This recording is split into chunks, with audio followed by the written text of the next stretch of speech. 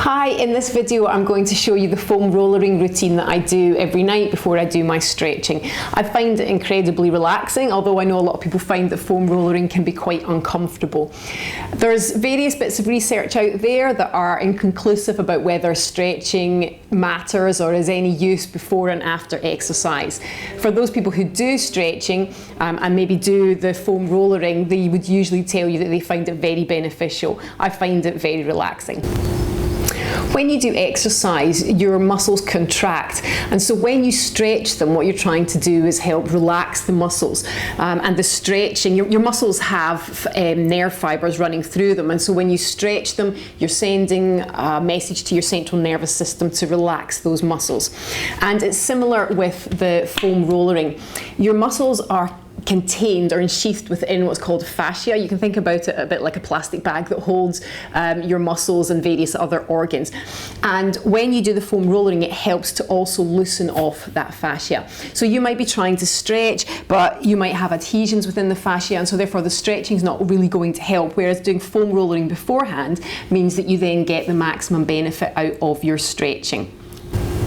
The other reason why stretching and foam rollering is important is because if you have tightnesses within your muscles, your body will try and find another way of getting that full range of motion.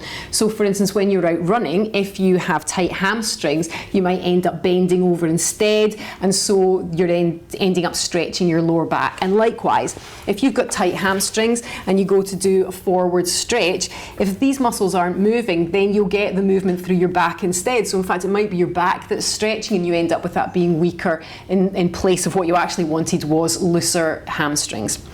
All right, so there are various types of foam roller and they go from being softer to harder, from being smooth to textured.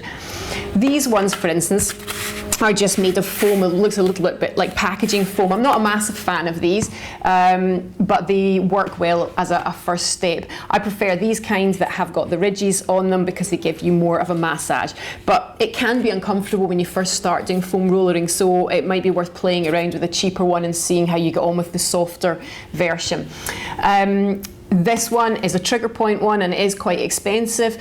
My understanding is that it's got a really strong inner casing, which only matters if you weigh a bit more. If you're lighter, you can probably get away with a cheaper one. And then I also, for a bit of added bonus, use these massage balls, which work really well on trigger points in your glutes. All right, so I tend to work down my entire body when I'm doing the foam rollering, and I start on my back. So I'm going to start by doing my shoulders. So I'm going to lie down with my shoulders on the foam roller, and I usually support my neck with my hands and then just roll up and down, lifting my hips off the ground, taking it up towards my neck. And then if you want, you can stretch out your arms. And then sometimes you can feel a few cracks in your back as well, which I quite like. But again, you need to just proceed with caution. If it hurts a lot, then obviously you would stop. And then you'll find you often have to readjust. You end up halfway down the room. I'm usually having to move around in my bedroom to do this one. And then you can just realign yourself and try out different parts of your back. I'm going to move on to my glutes and lower legs now. So I start by sitting on the foam roller and just rocking back and forward to start with.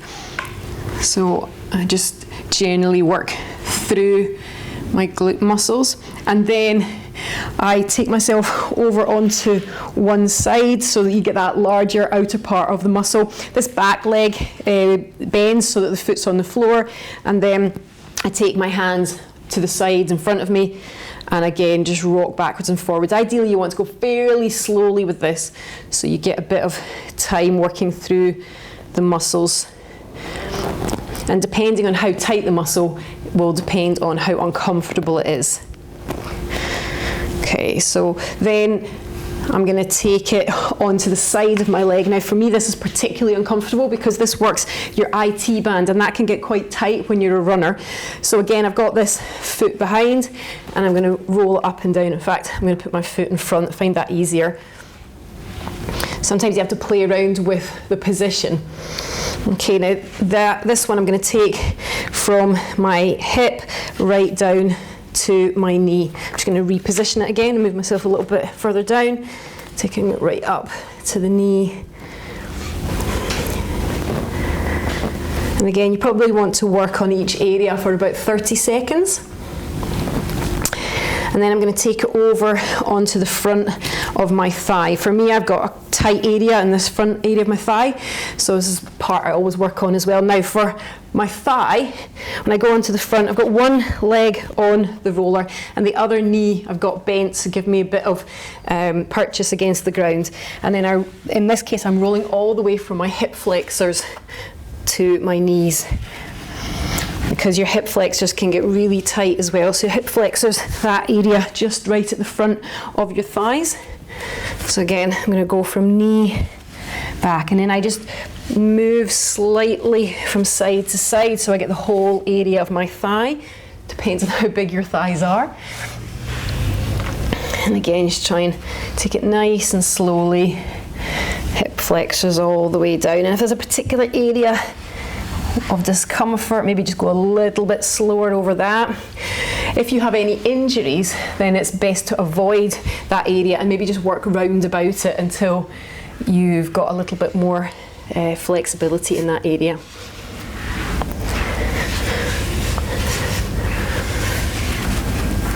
Okay, so I'm going to work all down one leg before I move over to the other side.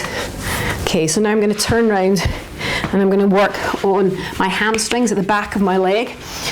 So I'm going to start with the foam roller just underneath my knees.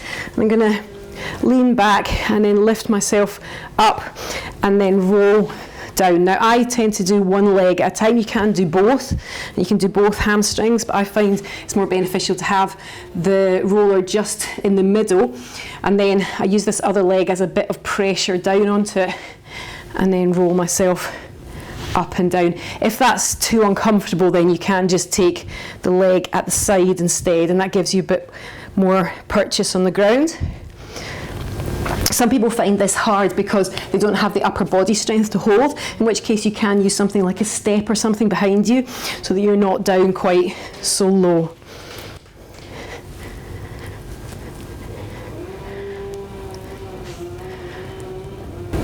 Again, I'm probably going a little bit too fast on this. Apparently you're meant to go 1 inch per second, and I always go a little bit too fast. Okay, so now I'm going to take it down to do my calves. Now I find my calves really uncomfortable to do. I tend to face my foot slightly outwards so that the outside part of my calf gets done a bit more. And again, you can put your foot on top, but for me that's way too intense. So I have my foot at the side, and then I roll up and down with my foot slightly tilted outwards because that's the tightest area of my calf. But then what you can do is you can just turn it the other way, so your toe points in the other direction. Okay, and then I'm just going to repeat all of that on the other side. So same thing again, I'm going to start with my glutes, and I'm just going to tip slightly onto the side. So this back leg is bent, the foot's on the ground, and I'm just going to roll back and forwards first of all over my bum, at the side. For me, that big muscle at the side here is the one that gets tightest for me. And then I'm going to take it onto my side again for my IT band. So I'm going to take that top leg in front, and I'm going to go onto my side. I'm going onto my elbow in this case, and then I go from my hip down towards my knee. And then you just have to move around the position of your arms. So in this case, I'm bending this arm and straightening it again. Taking it all the way down. Oh, that's really uncomfortable. All right, and then I'm going to move it onto the front now. So again, you can vary the position. So in this case, I'm bringing this knee up to the side, and you can vary the position of your toe to depend on which part of your thigh. So if I've got it facing inwards towards the other leg, then that tends to work more the outer part of my thigh.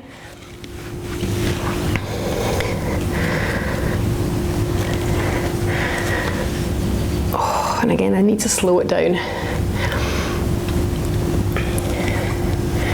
Often it's tempting to rush over it because it's a little bit uncomfortable.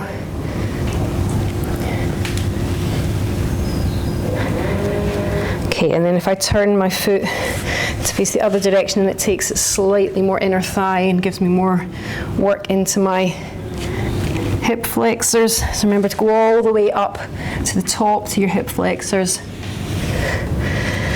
And then you can bring it back down towards your knees.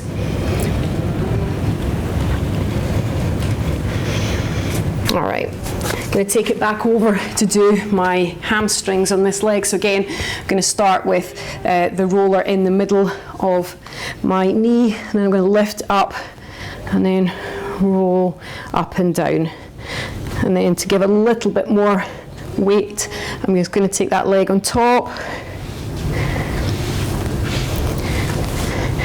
And again, I can point the foot out towards the sides, take it into the sides of my hamstrings, or turn it so you get more the inner part of your thigh at the back. And then I'm going to finish off with this leg down at my calves. So again, starting with my leg ankle area on top of the foam roller, and I'm going to lift up and roll it back and forward. Pull it back a bit. I think I might try with the leg on top. This calf's not quite so tight, so I can get away with adding a bit of extra pressure, and then turn the foot out to the side so I get the side of my calf muscles. Excellent. Okay, so you can leave your legs feeling a little bit wobbly afterwards, and then I finish off using one of these balls. You can use a tennis ball, and this works really well in my glutes. So I usually get that large area right in the centre of that big muscle on my bum, and then sit on the ball and start rolling it round. So I rotate it round in one direction, and then I rotate it in the other direction. So I tend to kind of go around, almost around the outside of the muscle, and then turning myself forward, I go forwards and back. So it rotates, goes right through the centre. For me, that's the bit that really gets the work done. And then I go side to side, cross it as well. And then I do little smaller circles right in the middle of the muscle. And again, opposite direction. All right, I'm going to show you that on the other side. So same thing again. I'm going to start kind of in the middle of the muscle and take bigger circles around the outside of the muscle in one direction, big circles. And then I take it in the opposite direction.